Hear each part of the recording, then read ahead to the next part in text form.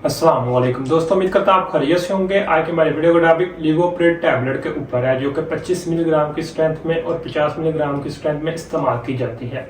आज की वीडियो में हम इसको समझने की कोशिश करेंगे। लिवोप्रिड टैबलेट में जो एक्टिव इंग्रेडिएंट है वो लिवोसल्प्राइड है। इसको एटिपिकल साइकोटिक के तौर पर और प्रोकाइनेटिक के तौर पर हम जानते हैं।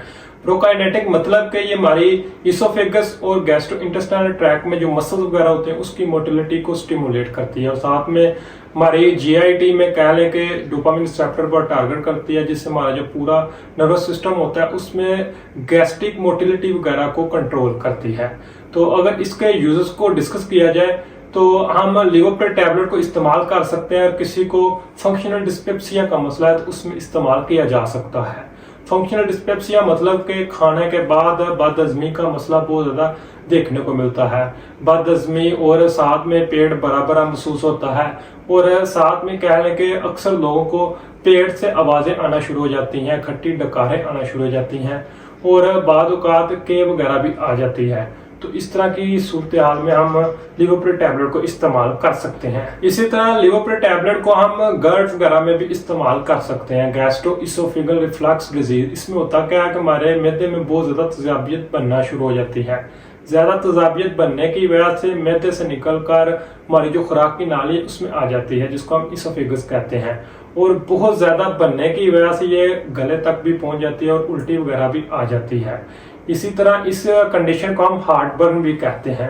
तो इसके ट्रीटमेंट में भी हम लिवोप्रिड टैबलेट को इस्तेमाल कर सकते हैं। इस तरह लिवोप्रिड टैबलेट को आईबीएस के पेशेंट में भी इस्तेमाल किया जा सकता है। इरिटेबल बाउल सिंड्रोम का अगर किसी को मसला है, जिसमें हमारी जो बाउल की मूवमेंट वगैरह होती है वो बहुत ज़्यादा अनकंट्रोल होती है, तो इसमें ज़्यादातर क्या देखा जाता है कि लंबे अरसे तक अगर किसी को कब्ज वगैरह का मसला है या बहुत ज़्यादा लंबे अरसे तक किसी को डायरिया लूज मोशन वगैरह का मसला है, तो ऐसी कंडीशन को हम आईबीएस में कंसिडर कर सकते हैं। इसके साथ पेट में बहुत ज़्यादा दर्द वगैरह का भी महसूस होना इसी की अलामत को समझा जा सकता है। तो इसके ट्रीटमेंट में भी लिवोप्रिड टैबलेट को हम इस्तेमाल कर सकते हैं। इस तरह लिवोप्रिड टैबलेट को ऑफ लेबल भी कुछ कंडीशन में हम इस्तेमाल कर सकते हैं, जैसा कि किसी को कब्ज वगैरह का मसला है तो उसमें भी इसको इस्तेमाल किया जा सकता है। लिवोप्रिड टैबलेट जैसे कि मैंने बोला कि साइकोटिक में भी हम इस्तेमाल कर सकते हैं। तो साइकोटिक की चंद डिजीज है जिनमें इसको इस्तेमाल किया जा सकता है, और किसी को डिप्रेशन वगैरह का मसला है तो उसमें हम इसको इस्तेमाल कर सकते हैं। डिप्रेशन में होता क्या है कि बहुत ज़्यादा पेशेंट सैडनेस फील करता है, और उसकी जो भूख वगैरह होती है, नींद वगैरह होती है, वो बहुत ज़्यादा डिस्टर्ब होती है। तो ऐसी कंडीशन में भी हम लिवोप्रिड टैबलेट को इस्तेमाल कर सकते हैं। इस तरह लिवोप्रिड टैबलेट को और किसी को साइज़ोफ्रेनिया वगैरह का मसला है तो उसमें भी इस्तेमाल किया जा सकता है। इसमें भी होता क्या है कि जो रियलिटी होती है उसके बिल्कुल मुतरादिफ पेशेंट सोचता है, तो साथ में उसको क्या है कि बहुत ज़्यादा घबराहट फील होती है, और बहुत ज़्यादा मन गर्द ख्यालात ज़हन में आना शुरू हो जाते हैं, और एंजाइटी वगैरह का मसला होता है, और साथ में मैदे में तेजाबियत वगैरह बहुत ज़्यादा बनना शुरू हो जाती है, और थकावट वगैरह महसूस होना शुरू हो जाती है। तो इसके ट्रीटमेंट में भी हम लिवोप्रिड टैबलेट को इस्तेमाल कर सकते हैं।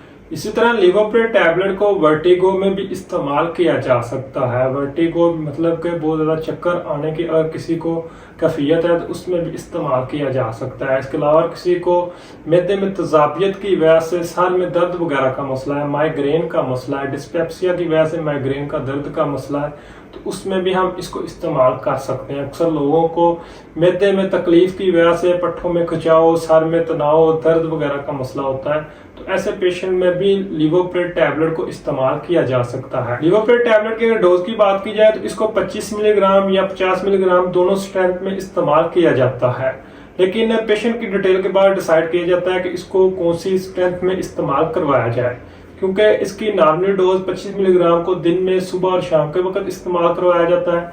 इस तरह 50 मिलीग्राम की टैबलेट को भी सुबह और शाम के वक्त या एक टाइम भी इस्तेमाल करवाया जाता है, लेकिन इसकी मैक्सिमम डोज को हम 400 मिलीग्राम से लेकर 800 मिलीग्राम तक इस्तेमाल कर सकते हैं। मतलब कि आप इसकी 8 से 16 टैबलेट को एक दिन में इस्तेमाल कर सकते हैं, लेकिन वो भी डॉक्टर के मशवरे के बाद। इसके अगर साइड इफेक्ट की बात करें तो लिवोप्रिड टैबलेट के इस्तेमाल करने से बहुत ज़्यादा गनुदगी वगैरह का मसला हो सकता है, बहुत ज़्यादा सलाइवेशन मतलब कि जुबान से थूक आने का मसला हो सकता है, साथ में कहने के हार्ट बीट चेंज होने का मसला इसके इस्तेमाल से देखा गया है। इसी तरह इसके इस्तेमाल करने से कुछ लोगों को एलर्जी वगैरह का मसला भी हो सकता है। इसकी अगर प्रिकॉशन की बात करें तो ब्रेस्ट फीडिंग और प्रेगनेंसी में इसको इस्तेमाल करने से एहतियात करनी चाहिए। इसी तरह जो लोग हैवी मशीनरी वगैरह को ऑपरेट करते हैं उनमें भी इसको इस्तेमाल करने से एहतियात करनी चाहिए। उम्मीद करता हूँ आज की वीडियो से आपको फायदा पहुंचा होगा। वीडियो अच्छी लगे तो वीडियो को लाइक कीजिए, चैनल को सब्सक्राइब कीजिए। शुक्रिया।